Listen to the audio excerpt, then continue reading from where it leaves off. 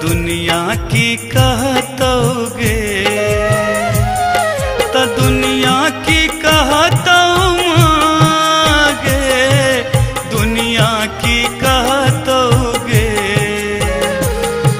दुनिया की कहतोगे, दुनिया की कहतोगे। तोहर चरणक आशा छोरी का पुत्र कहिठा जो रहतोगे। तोहर लाल लीलोहर तो दुनिया की कहतोगे, तोहर लाल लीलोहर तो दुनिया की कहतोगे।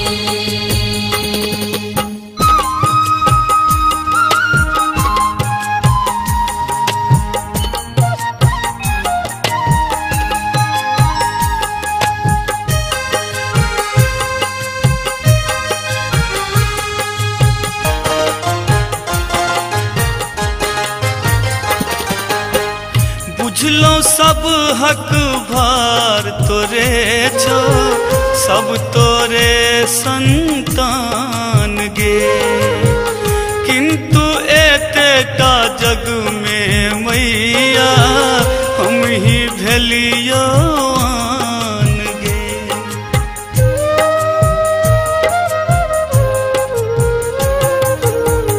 बुझलो सब हक भार तोरे छो, सब तोरे संतान गे, किंतु एतेटा जग में मैया हम ही भेलियो आन गे।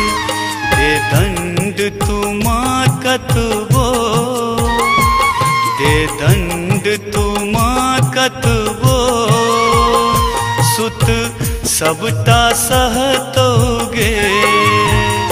तोहर लाल लीलोहर तो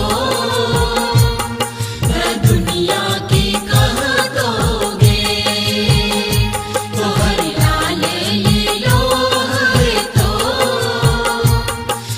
दुनिया की कहतोगे।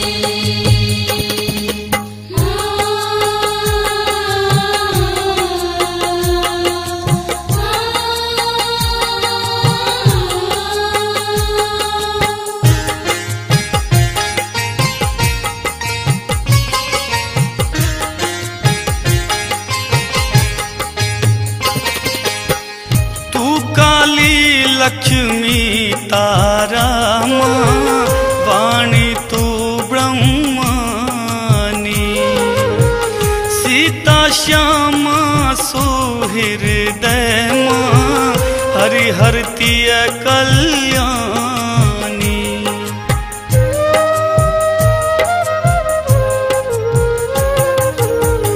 तू काली लक्ष्मी तारा माँ, वाणी तू ब्रह्मानी, सीता श्यामा सुहृदय माँ, हरिहरतीय कल्याणी। तोरे वश में सकल चराचर, तोरे वश में सकल चराचर, माँ छो आ रहतोगे।